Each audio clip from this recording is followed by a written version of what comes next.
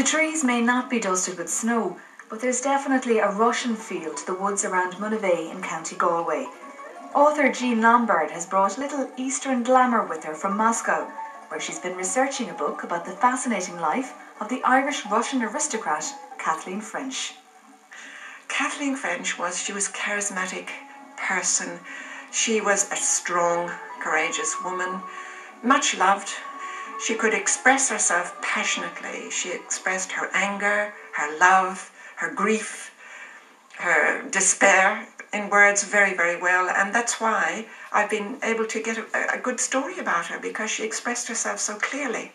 Kathleen was born in 1864 and raised in Russia, but her father was Robert Percy French of Monivea Castle, and she visited regularly. She loved the Irish country life. She loved going to the society parties at country houses. She loved hunting. She loved animals. So she was out and about having a great time here.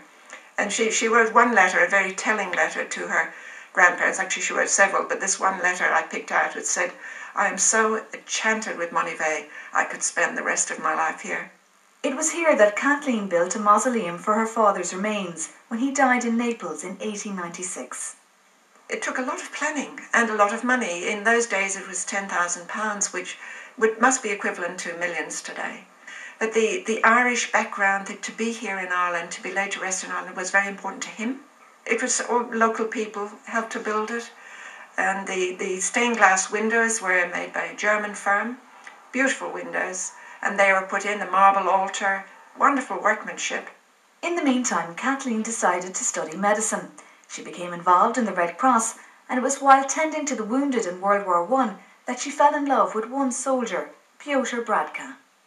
He came into one of the hospitals she was in at the front, and she nursed him. And after he went home to rest and recover, she seemed to spend some time with him, even though she was so busy. And a very close relationship, a loving relationship, emerged, and they wrote almost daily to each other, and they spoke of their love. Then came the Russian Revolution. Kathleen's properties were seized, her family home was burnt to the ground, and she was imprisoned. He bribed his way into the prison in Moscow, and at that time the Tsar's army were trying to escape from the Red Army, and they were going by train to the east to escape, and he came to see her, and he said he had this one chance to go on the train, but he didn't want to leave her. And she said to him, "It's your last chance. If you stay here, you'll be killed, but I've got British papers. I have a chance. So please go, and we'll meet later." Kathleen was eventually released from prison and decided to rebuild her strength before searching for Pyotr by going home to Monivea. She was treated like an absentee landlord. They hadn't heard from her for many years, not realising what she'd been going through, and she was rejected. And she was ill and not strong, and she said, "Little did I realise, after surviving a revolution in Russia, that I would come back and find another revolution here." Kathleen left Galway for Harbin in Manchuria and began the search for Pyotr. She thought if she went into the Gobi Desert and a bit further near the Russian border, she might find out some trace of him. She had heard a rumour that some Russian soldiers had settled somewhere in the desert. She didn't find any trace of him, which was all very sad. Towards the end of her life, Kathleen worked with the League of Nations and various charities. She died in 1938 and in her will asked that she be returned home. In her will, she asked to be brought back here to be laid to rest beside her father. It was very, very important to her to come back to Ireland. Her spirit lives on here, and the local people tell me her spirit lives here. Kathleen's influence and that of her family is still strong in the village, where even the key to the mausoleum is part of a decades-old tradition. We hold the key of the mausoleum.